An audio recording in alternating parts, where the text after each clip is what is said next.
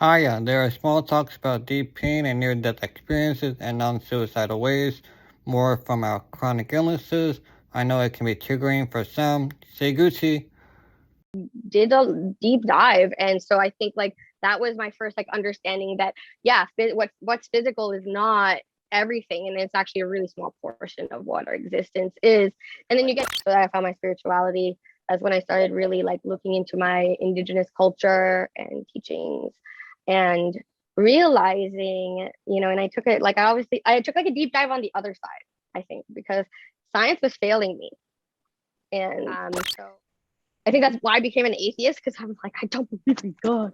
And so for a really long, I was an atheist for most of my life, and then I was like an agnostic for like a few years, and now I'm spiritual. And I think it's more that just like, and everyone just yeah, justifies that God has a plan, and like, hell no, God shit. no, Like it's yeah, and saying like, oh, God made you this way for a reason or whatever, or you just got to keep pray more, you just got to go to church more, and that's so traumatizing. yeah. Because If you need a Bible or you need God in your life to make you a better person, then you're not a good person. then you're not a good person. 100% agree. I also have a cross on my window, like the night, Okay. like what the light shines through, and that fell and broke in two, like around the same time.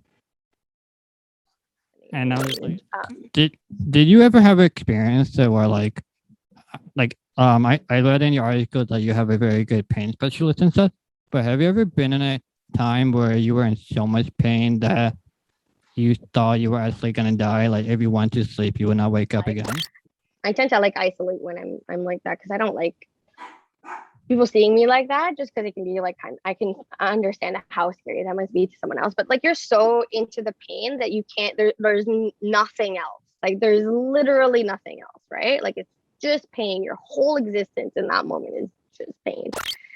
And I've said it multiple times, and I want to be alive. I'm not suicidal, but I'm like, I don't want to do this anymore. I don't want to do this anymore. I don't want to do this anymore. And I think that's like a really fair reality, that sometimes I'm not gonna want to do this, and like the end of the world. And but what I tell them is like, hey, listen, you don't actually want to talk to me when I'm like that. I'm doing this for you. It's not for my benefit. I'm doing it for you, because I'm gonna be mean. I'm gonna be so mean. And then yeah, a little I bit. guess the grand finale is would you like to do a tarot reading on me? Yes. Hello, welcome to my podcast, to Mics One JoeySooch. I am Joey Sooch, and I'll be giving a mic to Marcel. Is it long lad or long? Long lad. Long lad. Long lad. Like a lad, but who's long. Like Aladdin, I guess. Long lad. Okay. We are going to talk about EDS, FMF, POTS, allergic to the cold, PTSD, social anxiety, yoga, tools to stay authentic and empowered, and Bunny. Glad to have you. How are you today? I'm doing good. How are you, Joey? I'm great. Let's go. We have a lot to talk about. Yeah, thank you so much for having me on. I know you're really deep into meditation, and you are into Reiki healing. Reiki, yeah. Reiki which is an energetic form of healing. Now we both have chronic illnesses. How can you both do modern science, modern medicine, and energy healing? Very good question.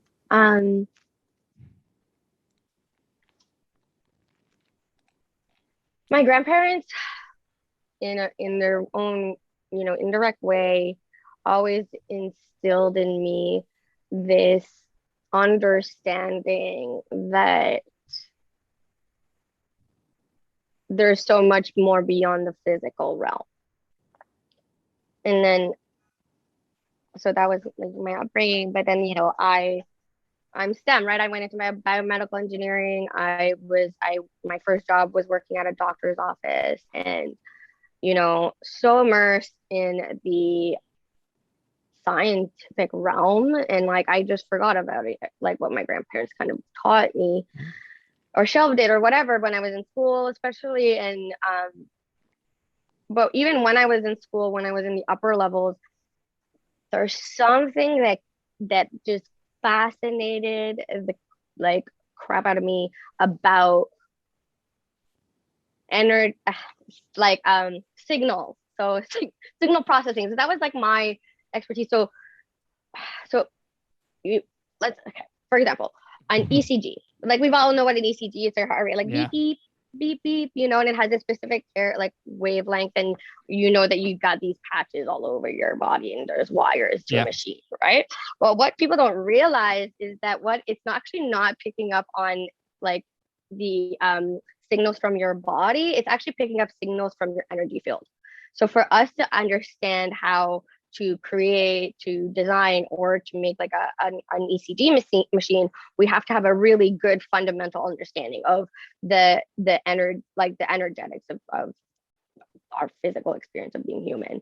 And so, if you're so hard in the science, you kind of skip over the beauty of that. You kind of like, you know what I mean? You're kind of like, but I remember I was like, whoa, like we're getting this information from here.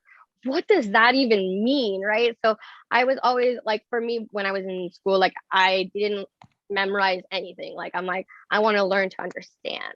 So I did a deep dive, and so I think like that was my first like understanding that what's physical is not everything, and it's actually a really small portion of what our existence is. And then you get further along in like high level math and physics and stuff and like that, and you're like, everything that we're learning about physics and in our our existence is no longer on the physical. It's all about like quantum entanglement, spooky action at a distance, string theory, quantum theory, all of that stuff. That's very, very abstract. And so for like, you kind of get to a point where you're like, wow, science isn't everything. Like, you know what I mean? There's something bigger going on here. And when I learned about fractals, like there's just so many things that made me realize I know nothing. So like I started out by being this like egotistical little science geek and thought I knew everything. And then I'm like, come out of university, I'm like, I know nothing. And so then I went to work, went to corporate, forgot about all that again. And then I had to stop working because of my illness. I was in a few years brought down to my knees, literally had like, couldn't even get out of bed pretty much most days. And, there's a dark place where you go, and then you either choose to stay there or you choose to come out. And so for me, on the other side of that is my spirituality. So that I found my spirituality. That's when I started really like looking into my indigenous culture and teachings and realizing, and I took it like I took like a deep dive on the other side, I think, because science was failing me. And so, on a very literal level, because they couldn't figure out what was wrong with me. And most people just said like, oh, your blood's fine. You're the epitome of health, and so I was like angry with, and I'm like, and there's no control. Like I felt really out of control. And so for me, doing yoga and meditating and learning about spirituality and choosing to take that spiritual path was very, like a huge catalyst to the person and like the authenticity, like finding who I really was and like just getting to know myself better. And then realizing that once I got to I went to the opposite end and like super spiritual, super metaphysical, and then realizing that it's all the same. There's so much overlap and it's beautiful. And I think one thing about science, even though it's great because we're finding these amazing things every day, but you're such a specialist that like the right hand doesn't know what the left hand's doing, right? So there's lack of integration in the science community. And if there was more of that integration, I think people would really have a easier time seeing the like energetic or the non-physical realm and how much it impacts pretty much everything that we go through and experience. So I don't know if that explains it, but I kind of like became I don't know, I'm a big believer in the future of science as a way to get back to the truth and integrating more of the spirituality aspect of it. And I mean, my biggest role models are like Stephen Hawking and Einstein. And I know that sounds cliche, but really, like I freaking love them. And, you know, both of them have made it very explicit that like there is a greater purpose here, that there is something beyond what we can comprehend that's going on, like higher power. And that's what I choose to believe. And I've been proven more right listening to the spiritual than falling back on facts and science. And I find like the biggest thing is finding my intuition. And once I started listening to that little voice inside of me, which is the real me, I started making choices that were aligned with me, my true authentic self. And I can't tell you how much my life has changed for the better and how much of a beautiful life I have because of it. And it keeps me going. And it helps me in my medical journey too, because I know when something's wrong, and I trust myself. I mean, all I can say is wow.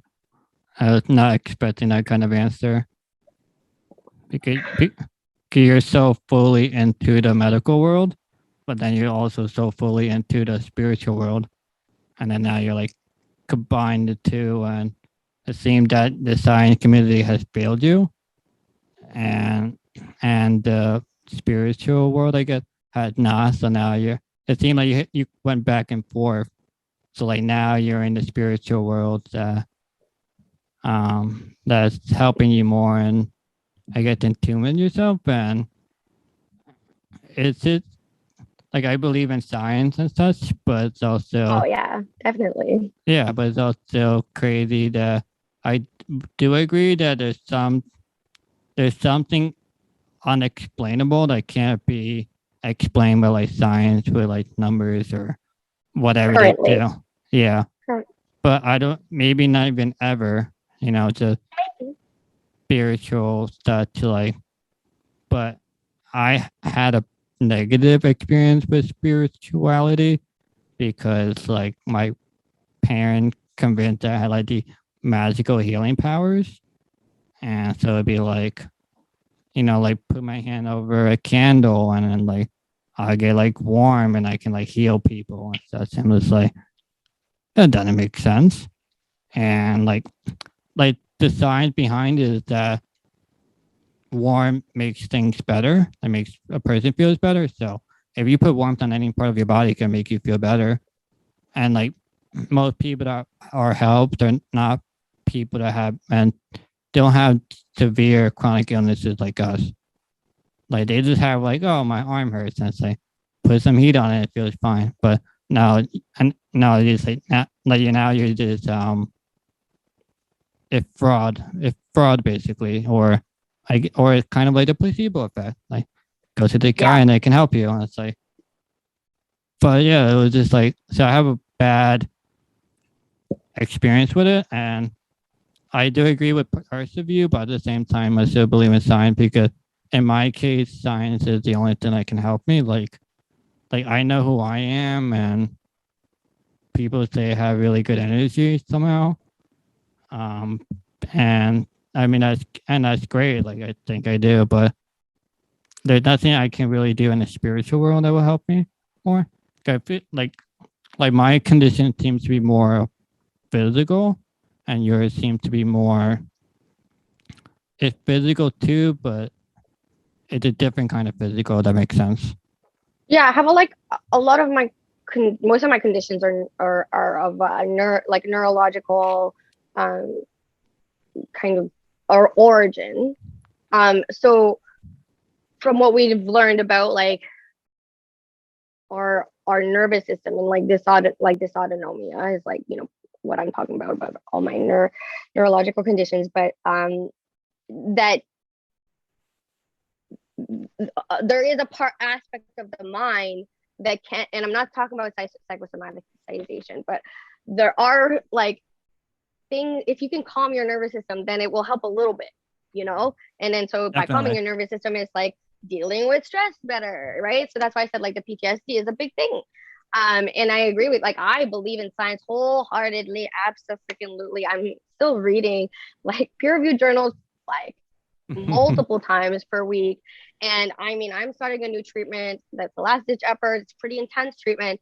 I believe in it hardcore and it's helping me. It really is. And now it's like, it's the first thing in like 5 years that actually is helping me. So there's so much healing in that. And even if it's like not gonna fix me, wow, at least it gives me hope, right? And I think your experience is more common than mine. I've also had a lot of negative experiences with religion and spirituality. I was born, like I was raised Catholic, I went to Catholic school, had a lot of trauma, to be honest with that. And I think that's why I became an atheist, because I'm like, I don't believe in God.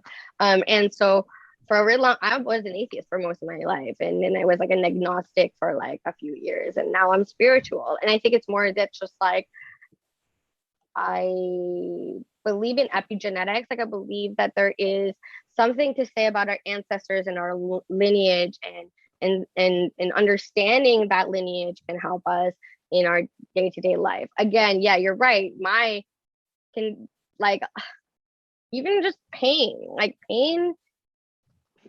you don't need to take like a painkiller. There's so many other ways that you can also help pain. I'm also a big believer placebo effect. Who cares if it's a sugar pill? If it helps, that's all that matters. Like that's my belief, right? And I think placebo is just science not knowing yet what's going on, right? So I think placebo is just like some mechanism that we haven't figured out yet, that science is not there yet to getting there. But I think we're going to get there really soon, especially with like everything, the closer and closer we get to singularity and, machine learning and stuff like that. Like we're going to see some crazy stuff in our future, I think, when it comes to science and personalized medicine and like therapeutics and stuff. So I'm a big believer in science. Huge. And Yeah, as much as it's spiritual too. Yeah. Yeah, everybody asks me that question. Like they're always like, they don't get the paradox, and I'm like, gonna be honest, I don't get the paradox either. It's just like who I am. I'm just ultimately super curious about the like universe to a fault where I'm like super open-minded and just want to learn everything I possibly can. Yeah, it's weird that you believe you're spiritual, but then you're also agnostic, which almost doesn't make sense in a way. I'm full of paradoxes. But I am also agnostic too, just because I can't fathom a God putting, like, giving birth to children that have cancer and suffering and dying. Like, I can't support someone that supports that idea, because if you accept God for all the good things that happen, you have to accept for all the bad things that are happening, and everyone is justified that God has a plan, and like, hell no, God shit. No. Like and I've been asked that question. Like, I guess there was like, I don't know if you know Anthony from Odyssey, but anyways, he was like asking me this question. He always loves to put me on the spot, but he like, I guess there's this like place in the US where they talk about like, come here and we'll heal you from whatever you have, right? I'm sure you've heard of these places. Definitely. And their slogan is, if you believe enough, you'll be cured. And he's like, so what do you think about that statement? And like, if I cannot disagree more. Like, no, it doesn't work that way. Just because you believe in something doesn't mean that it's going to fix all your problems, and that's scary to me. Like, to me, that's super freaking scary that there's institutions like this, and that, I'm thinking about like some people that I've mentored through like our Odyssey, and talking about like some of their maybe a little bit more religious family members, and saying like, oh, God made you this way for a reason or whatever, or you just got to keep praying more, you just got to go to church more. And that's so traumatizing, because it feels like you're not only are you disabled, but it's also your fault because you don't pray enough. Like I just feel like that's like such, it's so traumatizing. It's a double negative. It's terrible. It's narcissism. Like yeah. I don't believe spirituality is gonna heal me. Nothing. Like I don't think I can Reiki like every day, all day. It's not gonna do anything. Yeah. But it helps my mental health, and that's for me because, like I said, like a lot of my conditions are neurological in nature. It really does have a significant kind of impact on my physical, but it's not gonna cure me. Mhm. It's not gonna make me. It's not gonna make me live till I'm 90. It's not gonna like prevent me from having a transplant. You know what I mean? Like it's just not. It's not gonna prevent me from dislocating my shoulder, but science says that if I work out my, shoulders and my shoulder girdle, then yeah, I will protect it. So, I'm Should not we? gonna ask God. I'm not gonna ask God to protect my. And I don't want to offend anybody here. Like that's the other thing. Like I am we very choose to offended believe. right now. I don't want to be. You choose what you believe in, and that's whatever works for you works for you, right? Like we all have free will at the end of the day. And so for me, like I believe in free will, and I believe in Mother Nature, and like yeah, Mother Nature doesn't discriminate, so neither do I. So I don't believe like yeah. Should we pray? No. No, I don't know any prayers anymore. It's like I have the last time I was in a church with high school graduation, and I was at a funeral and we had to pray, and it felt so weird to pray. And like I look down on people that are into religious because like I guess for me it's that I had so much time to think about religion and like the logic of it and how flawed it is.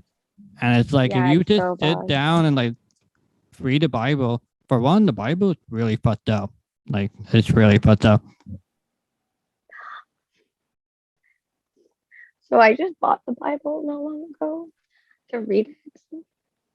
Why though? Whoa. Yeah, because there was like this episode on like this paranormal podcast I listened to, and they were just talking about like yeah how like it's barbaric like if you actually read the Bible, like if you actually start from like Genesis, it's like what's going on. It's so like yeah, anyways. It's like worse than any like crime documentary you can watch. Like just like for And example, the treatment of women is awful. They get stoned for sex out of marriage yeah, is backward and I hate like people would justify the Bible. You can't justify anything. It's awful. You just cherry picking the good things, but like it's awful. Like I don't. And then like another thing I to say is that if you need a Bible or you need God in your life to make you a better person, then you're not a good person. then you're not a good person. You 100% can, agree. yeah, like Yeah, you need to work on yourself and exactly. Like stop like putting stop being a martyr, like stop putting it on, you know. yeah, like it's like I am a good person because I choose to be a good person. I'm not a good person because I know God is watching me. It's like, okay, like I am like kind of like the same when you're on camera. Like when you're on camera, you're like your best self and stuff. For me, like I'm the same person, camera or off camera. Like just be me. I don't. I mean, yeah, I may have some outrageous opinions. I might say about outrageous things, like. We all do. But like that's just me. I'm just being authentic. But like some people just change. And it's like you can't justify. I know I'm a good person. I don't need God to watch me. Like I know I'm a good. I mean, according to the Bible, I'm going to hell, and so Yeah, like so am I. So I'll see you there. yeah. So like, and then but it's like I don't know. Heaven also sounds really boring. Like you did on a cloud all day. Like okay, Yeah. like it's like all good people. I don't want to be with good people, and they're the boring bunch. Like no, let me.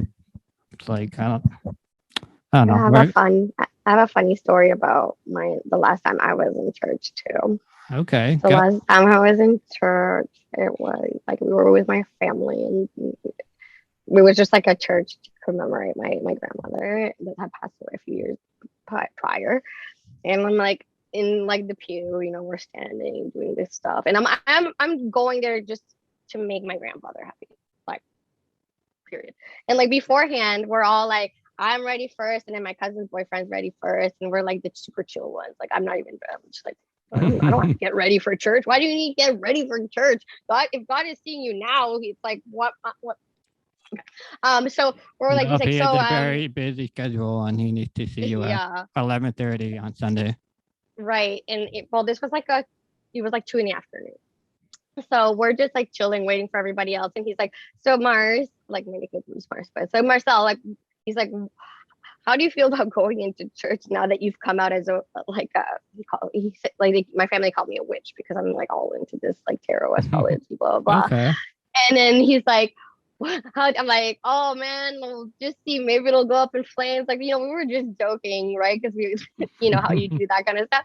And then whatever, we get into church and I'm like standing there. My brother's sitting behind me and he kind of like leans in and whispers in my ear. He's like, oh my God, I'm so tired right now. And I'm like, apparently, like when I'm about to have a cataplexy attack, I say, I'm really tired. Like I don't have any recollection of me saying that, but apparently I'm like, yeah, I'm really tired too. And then my brother, and all of a sudden, and I had a full-on cataplexy attack right in the Oh my middle of God. church. And because we were commemorating my grandmother, we were at the like front of the church, the first 2 freaking pews. This priest is like right there. I wake up to my mom like fanning me outside under the tree, and I'm like, what happened? And then anyway, so like I had a huge nap, like didn't make it to dinner, woke up after dinner, and I come out and I'm like, yeah, I'm ready to go. And then everybody was like laughing, and then like my cousin's boyfriend was like, you called it. And then so I have that, so now I don't ever have to go to church anymore because then I just tell them I'm gonna pass out. So that's my excuse now. Yay. Like, So I get to stay home and nap. yeah, like you want to hear something weird? Like when I stopped believing like religion, so I always used to wear a not cross necklace, and the cross necklace actually broke around the time that I stopped believing. And then, but that's one thing. But I also have a cross on my window, like those nice, Okay. like where the light shines through, and that fell and broke in two, like around the same time. And I'm just like, I guess I'm doing this full time now. It's a sign. It was creepy. It was crazy, but it was like, So okay, creepy. yeah, I guess God is listening, and I really don't believe it. So here we go. I don't know if it's God. I think it's just like a matrix, right? Like, but I'm studying to be an end of life doula right now, and I'm really fast. Like, obviously, I'm in it not for this, but like one kind of perk is I'm very fascinated in like near-death experiences and how they kind of disprove God. And how like there's like thousands and thousands of people that have near-death experiences all over the time, and then they like report it, and they're all reporting the same thing. And these are like in like completely separated people. So obviously there's this like there's consistency here. There's something here, and it's always very different than what we think it will be. But so yeah, I'm like find like that's super fascinating. And did you ever have an experience that where like I read in your article that you have a very good pain specialist and stuff, but have you ever been in a time where you were in so much pain that you thought you were actually gonna die? Like if you went to sleep, you would not wake up again? Very often. Yeah, like there were times where I thought I was like, it was weird because I thought like I was gonna die and like just go to sleep and never wake up. And then at the same time, it was also I felt very calm too. Oh, really? It was like I don't know, it was like I was ready to die at that moment. Like I don't know, my body was like they gave me like the last 5 minutes of I guess happiness, and then I was just gonna like die. And then I woke up and I'm like, oh, okay, I'm here. Get one more day. I mean, I've definitely been like multiple times, like so often, and I tend to like isolate when I'm like that because I don't like people seeing me like that, just because it can be like I can understand how scary that must be to someone else, but like you're so into the pain that you can't there's nothing else. Like there's literally nothing else, right? Like it's just pain. Your whole existence in that moment is just pain. And I've said it multiple times, and I want to be alive. I'm not suicidal, but I'm like, I don't want to do this anymore. I don't want to do this anymore. I don't want to do this anymore. And I think that's like a really fair reality that sometimes I'm not gonna want to do this. And the fact that I, stay alive one more day and push on is what's resilient. That's what resilience is. Like, it's not one thing. It's just I keep on going on no matter what. Do you And ever I think like, go ahead. do you ever feel like there's two of you in a way? Like you have your body self, but you also have like your spirit self, and it kind of like separated in a way. Oh, definitely. Like, I have dissociative identity. Like, so I dissociate a lot. And I mean, most people that have pain conditions do. Yeah, I really identify with that, because there's like that me is like a little dot when I'm so consumed by this pain and I am a different person, but that little me is still there. And then when everything's good, then that little me comes back out, right? And I mean, that's why I isolate, and it's not necessarily a good thing. I don't know. Apparently it's not. That's why my therapist tells me it is. And so, but like, one boundary that I've communicated with like my loved ones, especially the ones that have a hard time with the fact that, like, I'm not gonna answer your call. I'm not gonna text you back. I'm not, you know what I mean? Wait, are you a FaceTimer kind of person or no? Or a Yeah, call? sometimes. And like, well, my family a lot, they call me. I mean, I'm the only one in Toronto, so they kind of worry about me too much anyways. So like, if I don't like answer a phone call, it's like the end of the world. And but what I tell them is like, hey, listen, you don't actually want to talk to me when I'm like that. I'm doing this for you. It's not for my benefit. I'm doing it for you, because I'm gonna be mean. I'm gonna be so mean. And then, yeah, a little bit part of it is selfish, is that I don't want to have to deal with that guilt on the other side of this pain, because I'm on the other side. So I'm like, now I'm just like isolate, and I just like tell him like, nope, you don't want to talk to me. I'm a bitch right now. And then it's like, especially my dad. My dad has a really hard time, and he's done so good lately. Like, he's been really, really good lately. But like, as soon as I said that, as soon as I said like, yo, dad, you don't want to talk to me because I'm gonna be like a terrible person, and I'm gonna be so mean. And he's like, oh my god, thank you for telling me. You're right. I don't want to talk to you when you're like that. I don't want to relive your teenage years, because I have like a 13-year-old sister that's apparently much worse in attitude than I was. So he lives with that every day. And so, kind of like that. So yeah, I do agree with that. There's like two of us, and I don't like being that mean, but it's because I everything is pain. And then there's like, the other me when everything is kind of not so bleak and dark, and that's You know what would help a lot for you? You should have a code word. So like, let's say you're going through really traumatic something, and like let's say someone calls you, and like you don't want to explain yourself. Just say like, just have like a code word between like, I guess, your family, like banana or some favorite words, like they know to like they know. I've tried that, Joey. I'm gonna be honest, and it's probably more about me because I don't try that hard. But keyword is silence. They know if I'm silent, I'm not good, and so they've learned. I mean, that's But yeah, like I should try harder with like I think it's just I didn't try hard enough. I mean, I think if it's also like, if like we're new, so I guess I wouldn't understand. But if I'm friends with you for like 6 months to a year, I can understand. I can guess your pattern. So like, let's say you don't text me, and then like a couple of days later they come out of the blue, and I'll be like, okay, like the first time would be like weird, but like the second, third time I'd be like, okay, Marcel's gonna text when she's ready, and that's fine. That's just who Marcel is, and that's it. Like I have to accept her for that. Yeah, it for some of my friends, like my best friends, my two best friends, that's they know me. They know me enough. And like, one of my best friends, he's like, if I see you haven't posted an Instagram story in a little while, that's when I know. And I just thought that was pretty funny.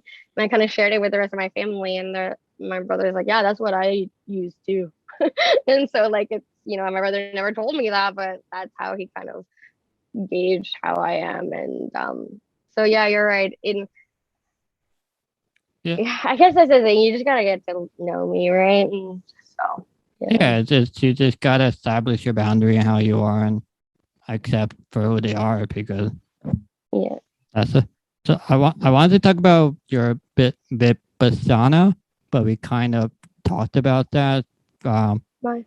this is a silent form of therapy, and to me that sounds like a Monday because no one talks to me then. And but it's we did talk about it like meditating and just being quiet and focusing on yourself. This is like a really ancient practice, and I wouldn't suggest it unless you've meditated for quite.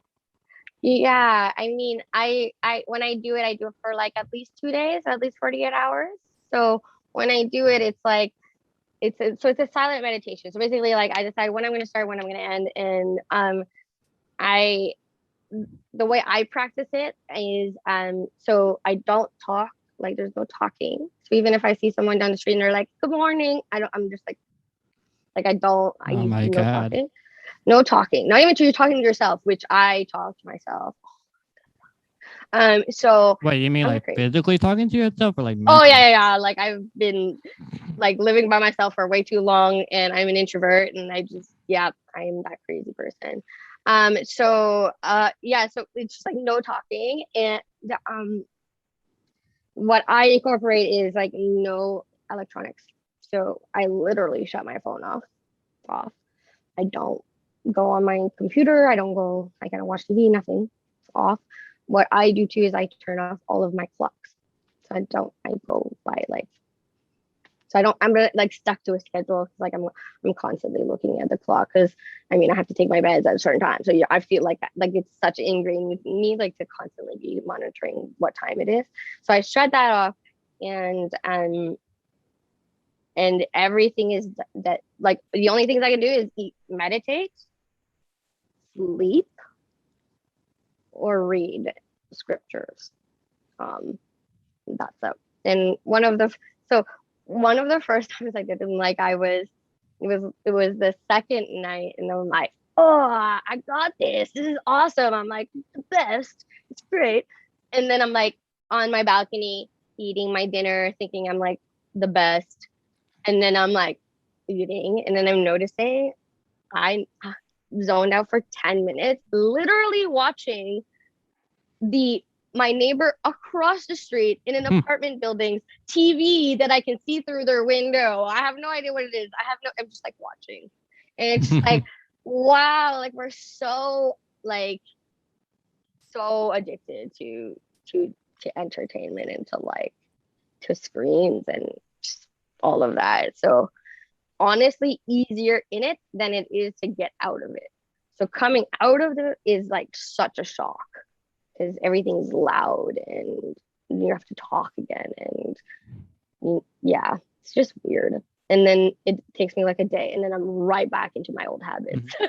And I'm right back to like scrolling on Instagram for way too long. And but I think those intentional breaks are they've been really helpful for me. Yeah, it's crazy that you're able to do it because I don't think I could do it.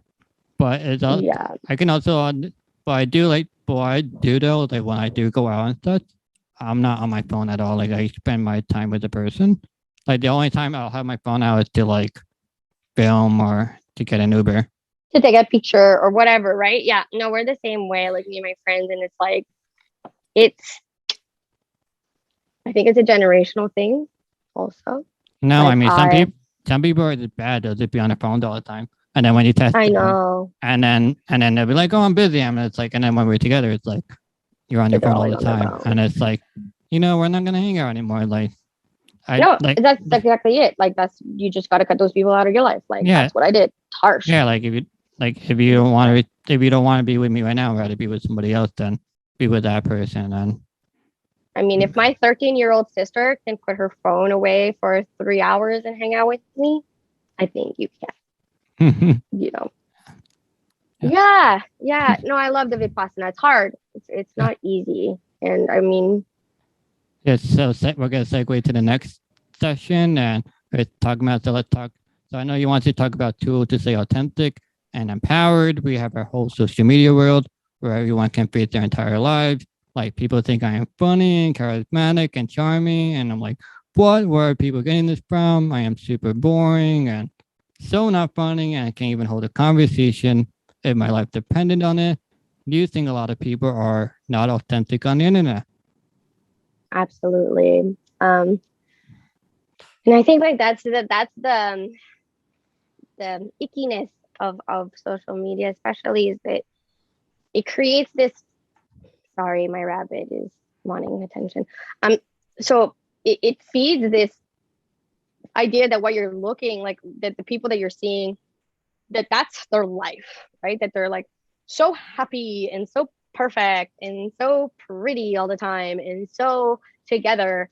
But even like if you look at yourself, and I look at myself, it's like well, maybe not so much because of like when I share vulnerable things about my health journey, but like at the end of the day, even when I'm doing those, there's still a part of me that's trying to kind of mask it, right? And try, and like I have to remind myself to be authentic, and that it's okay that it's not perfect, that my life is shit sometimes. And so we're fooled into thinking that all of these people have their shit together, when the people that look the happiest on Instagram are probably the most miserable people there. Promise. And the people that don't post most often are the ones that are happy, because they don't need likes to be happy. And so I think it's really hard as someone with a chronic illness being on social media, because there's this idea of like, just you fake it till you make it, which is such a destructive thing for anybody. But there's a difference between being your best, like presenting your best or wanting to be like your best self. That's authentic. Masking is very different than being authentic. Authentic is hard. It's a lot harder to be authentic. Yeah. Confession time. I don't have a disability. I just faking it. I'm just trying to get likes, and just it's working so far. So I'm gonna keep living this disability life. Just keep doing it. Rock it. So you mentioned that like the more people that post, they're unhappy, and the people that don't post are not happy. But so what do you think of mine? Because it's always that weird trap of like, do I post often? I like to post. Well, for me, it's a creative outlet. So I also like to express my jokes and stuff. So like, for me, it's a creative outlet. But I also don't want to do it where it's like people don't think I am happy and I'm pretending to be happy. So like, as a spectator, like, what do you think of my life? I think it's real. Like, I think, and I think like, let me phrase that. Like, I think it's like not the people that post nothing. Like, it's just like the people that don't post like regularly, but that post like me and you, like, you know what I mean? Like, I'm not posting regularly, but when it's something that I need to say, I say it, and then I'll post it. But people that are like always on it, then that's different, right? So I think that like when you see an account that's like that's like yours, where you're not posting all the time, but when you do, it's very thorough and meaningful and important. Even if it's like joking and like laughing and like, you know what I mean? Like, but it's still. I'm gonna disagree because my last post says, I like them big and round, and that is not serious at all. No, but it's okay. I use humor to like deal with all of my crap. So like that, to me, that's real though, right? Like it's important. It's important that you post that you're a normal person. Yeah. It's important that you post, you know what I mean? Like, yeah, it's important that I like them big and round. Yeah, you got to make it known, or else you're going to get all these like skinny people, But you know what I mean though? Like, it's just about like, you can tell what the person's intention is, I find. Yeah, so my next post would be, crazy people, please unfollow me. I'm just gonna list out.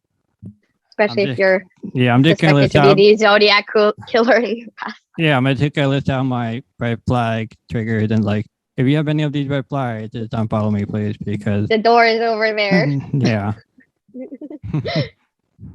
Yeah, social media is dangerous, I think, sometimes. And I think it's more important to post what's real. And although it's what I try to tell myself, although it's scary, that it is changing the dynamic, even if it's so a what do little you bit. think of the liking debate? Because Instagram kind of switching from The to algorithm, hiding. No, if you can show your likes or not. So what do you think of all of that? I personally don't. I turned that off. That's a multifaceted reason. I think like the reason why I started doing that is because like I had a few people that came to me and they're like, oh, you got so many likes on your post and I don't get any, and like it makes me sad. And so I realized that if I just don't put that, then it just helps, just stop comparing yourself. Or just seeing, like, I feel like sometimes people just like your post because so many other people liked it. And I don't want those likes. I want to like because you read my post and you agree. I love them. But some people will be like, oh, you got like 5 likes. I'm like, because your posts are not good at all. Like sometimes it's not about. Sometimes you just need a good caption and a good photo. And their photos would be like shit. And I'm like, you got to work on your photos and maybe it'll be better. Yeah, and I think like maybe you'll agree with this, but like the first times I did it, I was terrified. Like we talked about this in the beginning, right? It's terrifying. It's really terrifying to put yourself out there, and you're gonna fuck up. Like you're gonna do things that you wish you didn't do that way, and blah blah blah. But there's no way of growing, of moving forward, or knowing like what your true self and platform and what it looks like to be your authentic self on social media if you don't try. If you don't put those posts that maybe have like 2 likes, like. Shout out to my 2 people that always like my posts. But you know what I mean? Like they're it's not about the likes. It's about what it means to you. Like if you want this post out there, it shouldn't matter how many people like it. All that matters is that you put it out there. And I know that comes with knowing that there are people that support you. And I'm at the point in my life where I know I've like so many people in my life that are supportive of me, which is huge to why I'm able to be, confident enough to share when I'm vulnerable, because I know that there's people that know me and will like support me no matter what. Yeah, I mean, there's 2 things. One is sometimes I'm surprised of how many likes I get on a specific post, like shots, and then 2 is I think a lot of people quit advocacy because the first post always gets like a lot of attention and stuff, and then like the second and third post doesn't anymore. And so like people are like, I mean, people don't care that much anymore after the second time. So like what I do is like kind of go disability post and then like fun, like in my style is fun post, and then something like related to my disease, and then I break it up because I personally have unfollowed people where they just talk about their disability all the time or complaining. I'm just like at the end of the day, like I kind of want to follow Marcella because I like Marcel and I like what she's about, but like I don't want to know about her disability all the time. I want to see like her accomplishments too and stuff. So like I want to see more of the human side of it, not more the disability side. And I think some people go too far into the what disease they have, and it's like they lose sense of themselves. And I don't like following those accounts because I follow them for a person, a disease. Like at the end of the day, your disease really doesn't matter. It's really about the person, and I won't follow the person if I don't like them anymore. Like I've been unfollowing people that I follow for like 10 years. I'm like, I don't care about you anymore. Like you're having kids and stuff. Like I don't care, and I just unfollow them. I know it's terrible, but like, well, no, no, but not at all. like, and I keep my circle short, and like it's weird. It's like I'm more happy that way though. Exactly, but like we're following each other for what? Like I want to follow people that I like on my profile. Like if I want to see puppies, I want to see puppies. Yeah, and thanks for that validation, because I sometimes like,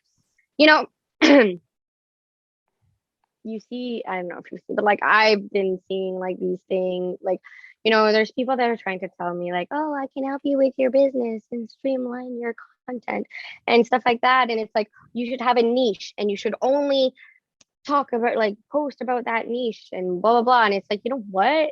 No, like want to be able to post about my silly rabbits when I want to, or post about my family, or post about my friends, or whatever, right? It doesn't, that's not like, yes, I have all of these diseases. I'm an advocate. I'm very proud of, being an advocate and, being in the community, but it's not everything I am, it's not all that I am. And I am so much more than my disabilities. And I thank you for validating that, because like I personally have valued more me being, maybe not as streamlined and as like professional and whatever, but I'm posting what's real. And I like, oh, you should have a schedule. And I'm like, no, I'm no, just no.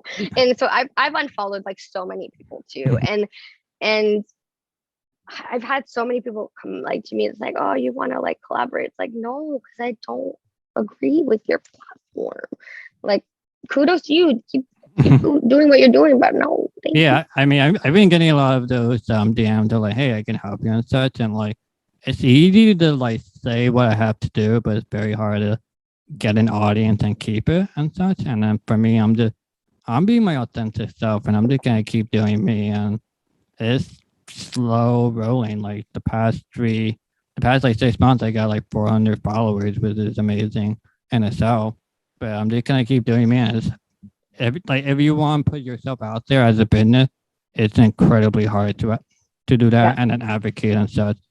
Like I do get it, like you have to post often and such, but I'm doing my route. But like I'm not, like I'm hustling, but like I'm not hustling like I'm hustling organically in a way. So like it's not like I'm doing podcasts and I upload like twice a week. Like some people do that.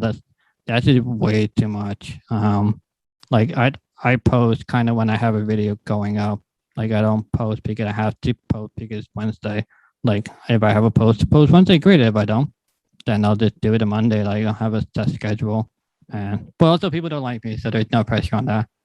Yeah, but I mean, like for me, social media, like I don't have like I don't put any kind of like caveats or like you need to post so many times. But I have 2 newsletters that I push out every month, no matter what. So my regular I provide regular content. If you want my content, if you want my regular content, here it is. This like you're gonna get newsletters. This is my Instagram. Like, completely you different. Have like a loose schedule is fine, but like every single week, twice a week is so much, and I guess people get turned off by it too.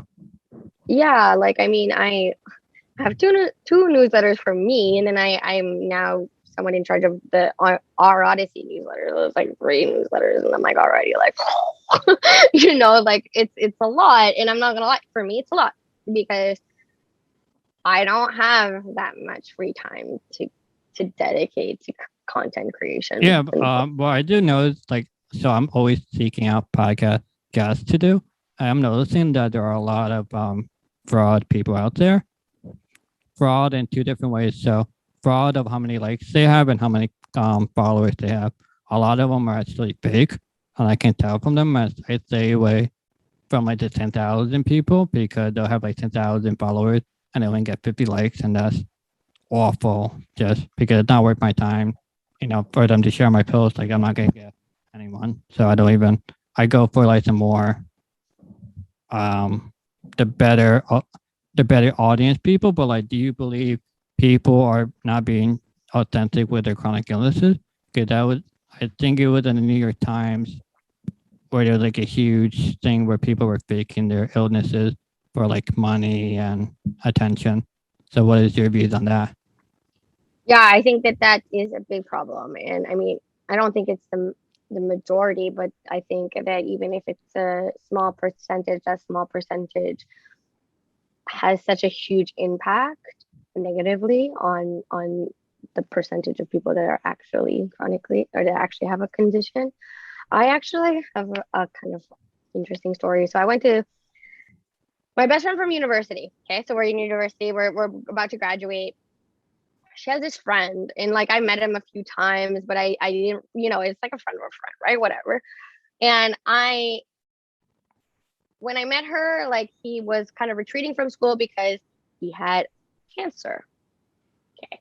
So like she would do a lot of stuff to take care of, like to help him. Her boyfriend would, blah, blah, blah. And, you know, whatever, like I heard about this like all throughout like the last year of university. And it was like so heartbreaking. She was like losing her friend and stuff. And he got like an honorary degree from like the university that I went to or college I went to.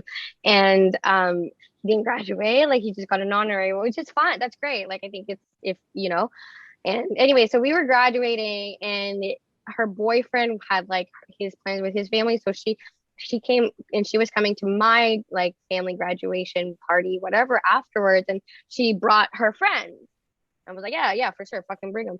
And literally a week after, we found out that he was a liar and he didn't have cancer. He was actually lying to his own. He was actually lying to his own parents, and he was like siphoning money from them.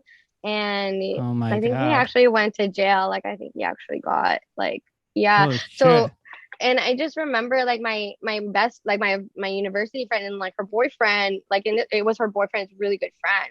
They were devastated, like absolutely devastated. My friend cut him off like right then and there. She never talked to him again. Like I asked her about, like I asked like a year later, I was like, yeah, what's up with that? She's like, I have no clue. And so like it to me, and he like met my grandparents, and I remember telling my grandfather, and it broke my heart because he's like, oh, how easily we can be deceived. And like that's all he said. And like my grandfather was really wise, and he had these like one-liners like ready to go all the time. But like it really made me think, you know, it really it really made me think. And then like when I was in battles with my insurance company because they cut me off saying I was a faker. And in my deposition, you know, I had the opposing lawyer. Literally, their whole stance was, I'm a liar. I've been lying to everybody. I've been lying to my family and friends, and I'm a pathological liar, blah, blah, blah. And the only thing I thought about when I was hearing that was like, oh my God, this guy. This is why I'm being told this. I'm not lying. God. And then I ended up passing out in my deposition, and it's like, won my settlement. So actually, no joke, I literally passed out, and then my lawyer is like, yes. So, you know, being told I'm a liar, and I have been suffering so hard. It really hit me, and I'm in a weird way glad I got to have that experience with this fraud guy, because it made me realize I'm like, no, I ain't lying. I ain't fucking lying. I am not that person. No. And so it was like freaking eye-opening though. Like, isn't that freaking crazy? Who does that? Who does to their parents? Their parents thought they thought their son was dying. Oh my God. Like that isn't like, and it's like, yeah, I don't even know what to say after that. Like it's one of my experiences. I'm still like flabbergasted. Oh my God, that's terrible. I know a story where a parent, or I think the mom, pretended their child had cancer, and she went like the ultimate Munchausen syndrome. No, she went the ultimate mile where like she put Nair in the shampoo, so she'd be losing her hair. I think she like malnutritioning the person, so the child would look really sick. She started like a GoFundMe and raised like $100K money, and turned out the child was completely fine. I just suffered for no reason and it's just awful. There are people that are out there that do it. Like, where's the Zodiac killer for these people? Actually, it's disgusting. It's literally disgusting. And like, and I think maybe people think that there's more of these people than there are. Maybe I'm just naive. I don't know. But I really like the people I've met in our community. They're not faking, dude. You can tell. Yeah. Well, I mean, I hope like an article doesn't come out in the future and like, Marcel Longley, liar. Oh my god, and I have to like, oh my god, that would ruin my entire No, reputation. I have way too many medical records for that to be But true. here, No. so I guess the grand finale is would you like to do a tarot reading on me? Yes, if you want. I'm ready. I'm ready to go. I'm been Have you looking ever had forward. a tarot reading? I have not. I'm not a big tarot reader person. Like I don't necessarily believe in it, but I'll do it for the fun of it. So let's go. Okay, cool. So I'll explain like because I feel like it's important. So in my opinion, there's two types of tarot readers, whatever. So there's the prophetic readers, and that's kind of like probably more what pop culture is and what you've read. Like I call it party tarot.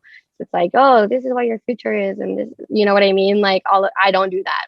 Telling you right now, can't read the future. Don't know, too many unknowns. So I do what's called like divination tarot. So divination tarot is like more spiritual. So it's more about like when you're having trouble like centering yourself or grounding yourself, and you're having this challenge or what you don't know which direction to take. The tarot will be like a mirror. So it'll kind of give you tools or something to focus on. Or for me, like I have a hard time feeling my emotions. So sometimes I'm like, oh, this is going on. Like I'm feeling this. And it's like, I'll pull a card and all of a sudden it will make sense. And so. Are you into signs like Sagittarius, Aquarius? Yeah. I'm an astrologer. But like astrology and tarot are two very separate things for me. Yeah. I don't know if it helps you at all, but I'm an Aquarius. I probably could tell that. Great. Oh, okay. Your signs. I'm a Gemini, so. I mean, I honestly don't know the difference between any of them, but honestly, your sun sign's not enough to tell you about yourself. You need to know like all of your charts. So. My friend knows what my type is and like the moons and shit. Yeah. I'm just like so lost. It's like super. It's scary how accurate it can be. Okay, so what I usually do is like, so I would get you to ask a question. I do not answer questions that are yes or no. So it has to be like a non-yes or no question. Usually I kind of like give directions, like either you can choose like one aspect of your life, whether it's like relationships, career, health, family, stuff like that. Like if you want to focus on one aspect. And let's do career. Let's do career, and then we'll do relationships. Okay, so career and relationships. Okay, let's do career first. You can do that. Yeah. I mean, okay. So, well, like, what in your career and your relationships? Like, what are you like? What are you feeling? Wait, so I have to ask yes or no questions? No yes or no questions. I don't want a yes or no question. I want something like, what should I watch out for, or what should I focus on such that I can give myself the best outcomes to get so many followers for my podcast or reach or something like that. You know what I mean? It's not a yes or no question. It's like I get it. Let's see. So this is hard. I didn't realize there's so much goes into this. And that's why I say, like, I'm not doing any work. It's totally just like on you. I know. I wasn't prepared for this. So let's see. Well, damn, when you say no, yes or no question, that's difficult. It's hard, right? Yeah. I mean, if you have a yes or no question, I can turn it into a non-yes or no question. Yeah, oh man, shit.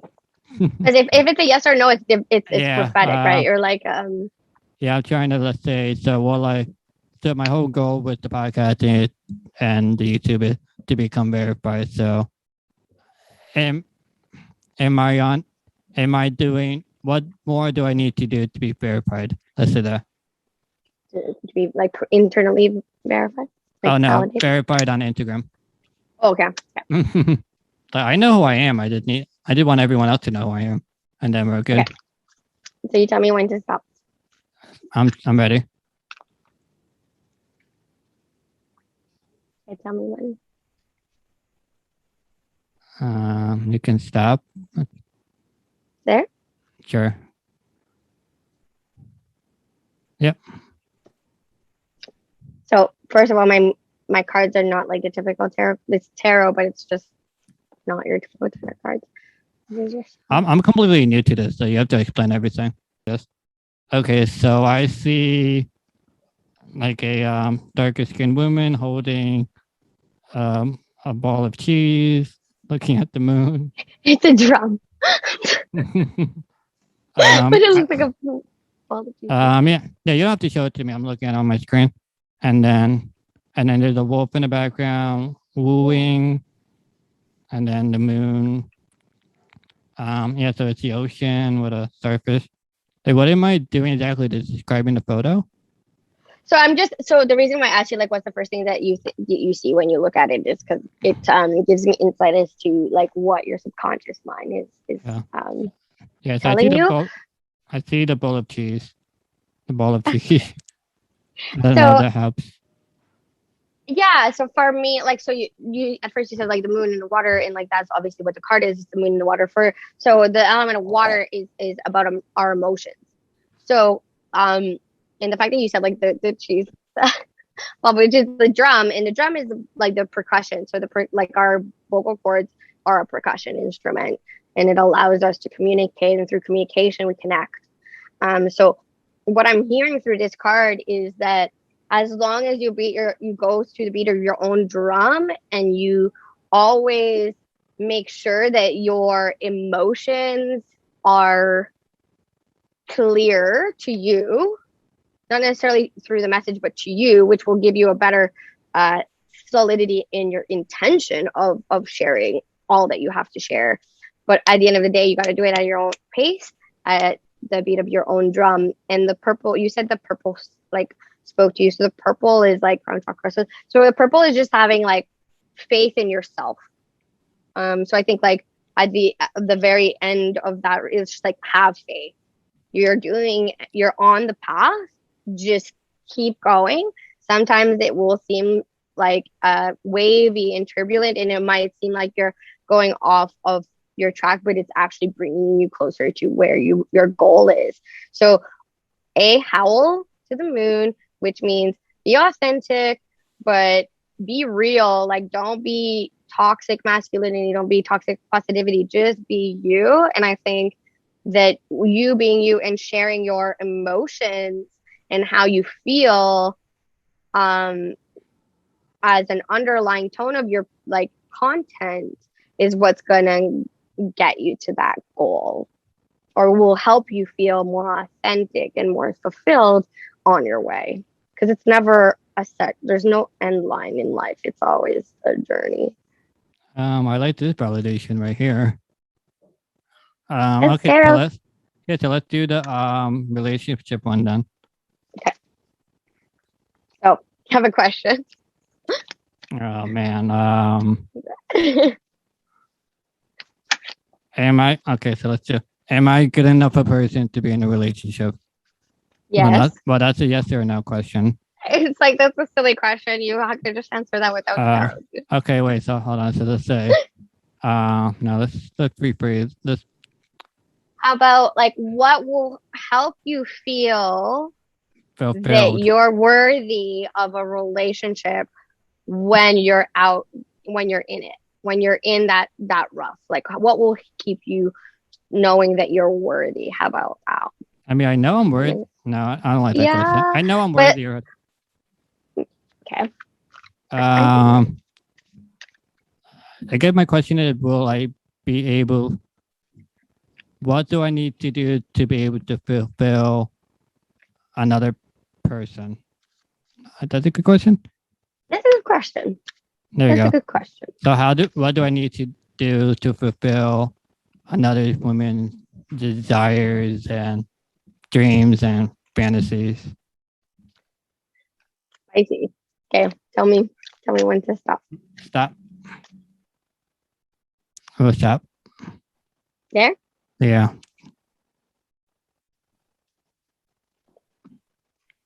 Yeah, I'm gonna take another picture. Yeah. You can text or... or... text? Yeah. I'll text it. Okay. So what's the first thing that you see? Like, what's the first thing that you notice? I'm just waiting. Okay, so I'm telling you the first thing I see. Yeah. I guess the sun. I guess the most vibrant, but it's such a weird photo. Like Yeah. So the sun is your answer. So just keep shining yourself, and like we said, you're the more authentic you can shine, the more you will attract the right person. And the right person for you, you'll be able to find a balance, hence the two, which is like balance. That's why there's like the moon and the sun. And you'll find that balance, and they'll be your yin to your yang. So don't try to be something that you're not, because you're the sun and you need the moon, but don't try to be the moon, because you can't be the moon. You're trying to look for the moon.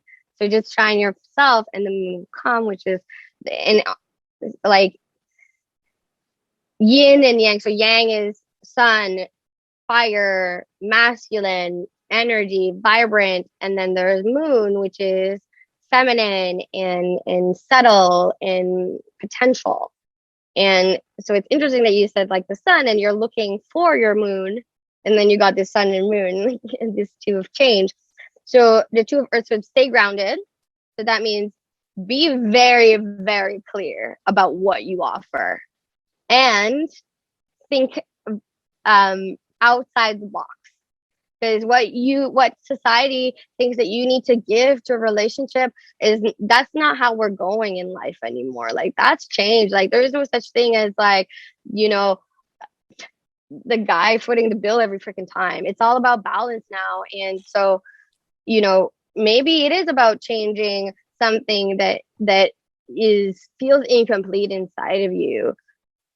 Because once you feel complete, that's when you're able to attract the person that will not complete you, but will help you, will allow you to grow, will make your life more meaningful and more worthwhile. And I think that's all what we want to look for in a relationship. We don't want someone to complete us, and like maybe we do, and that's what Disney tries to tell us. But really, we just want someone that's going to add something to our life, not add drama. Like add peace, add validation, add intimacy, add support, add safety. And I think that that person is very they're right under your feet. They're right under your feet. I hope not. Oh, but you know what I mean? It's like figurative. So there's a lot of like heart energy here. Like there's so much heart energy. There's a lot of green. So it's just shine your brightest self. I know it sounds cliche and so like, well, this is a bullshit tarot reading, but like honestly, like that's it. Like, and you will attract the person that is perfect for you, and you will give them so much, and it's gonna look very different than what you think or what people think or what is expected. Be ready for that. Be ready that you will provide such added love and bonus for this other person just by being who you are. And that's the person that you need to like look like. That's the kind of like partner that that this card is trying to tell you to go towards. And it might ask you to change some parts of yourself though, which might be uncomfortable. So just be sure that you know who you are, which I know you do. So I mean, all I got from that was like, I am awesome, and they keep doing me, and someone will. That's exactly it, and it's exactly it. And so there's another card, but like, it's the Nine of Fire. So it's called inner strength. So this card like jumped out, so I call them jumpers. So it's like if I'm dealing and the card just like jumps out, that means the card is like, this isn't a card. You need to say something about this. So this jumped out, and so inner strength. Like what? Yeah, like that's exactly what you need. Like you need to really trust your inner strength that will lead you to fulfilling relationship. Okay. Okay. So what can you do in your life to give you a little bit more inner strength? Like what can you do to make you feel like, what can you do to keep doing what you're doing? Like that, to feel like awesome and to know you're awesome. Like, what are you doing? Keep doing that. and it might be abstract, but yeah, obviously the cards are telling you to just stick with it, dude. Just Yeah, stick with it. all I get is that I'm doing amazing, and they keep doing things, and eventually something will just fall And into something my will lap, change. and Yeah, I'll just you know, be happily ever after. no, No, you still have to work, but the work man. isn't being authentic. The work is being the authentic you. And in the authentic you, and I've seen this, like you're empathetic, you're compassionate, and those are traits in men that we need to start really valuing as a society. Well, I appreciate that validation. So That's what it's all. yeah, so before I take the mic away from you, is there anything you want to promote or say, or I missed that you're the Zodiac killer? Well, yeah, that's this verdict's still out on that one. But no, thank you so much, Drew. This has been really fun. It was like really organic, and I feel like we're on the same wavelength, and really appreciate all you do for the community, all you've done for me, and love your show. And thank you so much for letting me be part of it and read you tarot and show you that it's not what it seems like it is. It's really mundane, actually. No, I appreciate the validation. I feel like I just gotta keep going, and hopefully something will happen. So thank you, Marcel, aka Asita, Asinta, Asitma, aka the Zodiac Killer. Thank you everyone for listening and watching, and I'll see everyone next time. Bye.